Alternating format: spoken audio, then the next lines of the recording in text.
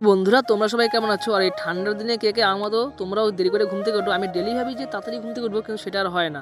আর ঘুম থেকে উঠে আজকে বাইরে বেরিয়ে দেখি বাবা এখানে বসে গেছে খেজুরের রস জাল করার জন্য।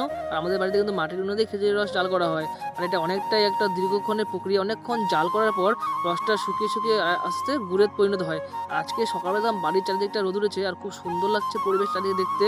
আরে ব্যাস, এদিকে দেখি সূর্য আমার প্রচণ্ড রোদ নিয়ে আজকে হাজির।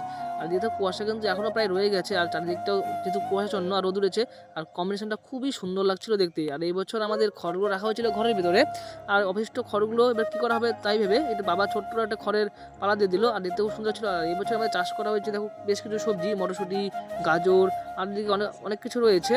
আর এগুলো তো এখন অনেকটা বড় হয়নি। আর এদিকে দেখো আমাদের ভুট্টা গাছগুলো দেখতে দেখতে কতটাই বড় হয়ে গেছে।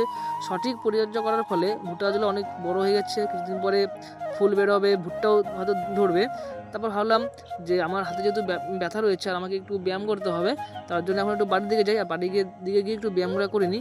তারপরে আমি চলে আসলাম বাড়ির দিকে হেঁটে হেঁটে, যেহেতু আমি বাড়ির পিছন দিকে গিয়েছিলাম। আর এসে আমি হাতের স্ট্রেচিংগুলো করছিলাম। আর ডাক্তার আমাকে এই ব্যায়ামটাই দিনে প্রায় 3-4 বার করতে বলেছে, কিন্তু আমার আর করা হয় না ঠিক মতো। আর দেখি কতটা কি ঠিক হয় হাতটা। তারপর দেখি ভাই এখানে বসে আছে মুড়ি খেতে, ওনার তো আবার হাত দিয়ে খাওয়ার ইচ্ছে করছে না, চামচ নিয়ে নিয়েছে।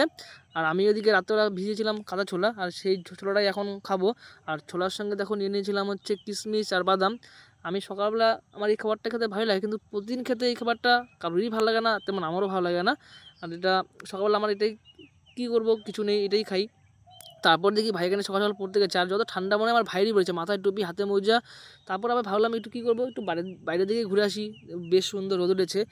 আর তোমরা কাকে রোদ তাপাতে ভালোবাসো অবশ্যই কমেন্ট করে জানিও। আর তোমাদের কার কার আমার ভিডিও ভালো লাগে তারা অবশ্যই লাইক অ্যান্ড শেয়ার করে দিও, আর ফেসটা অবশ্যই ফলো করে দিয়ে পাশে দেখো। তোমাদের এত ভালোবাসা আমাদের আরও ভালো ভিডিওতে সাহায্য করবে। থ্যাংক ইউ, টাটা বাই, সবাই ভালো থেকো।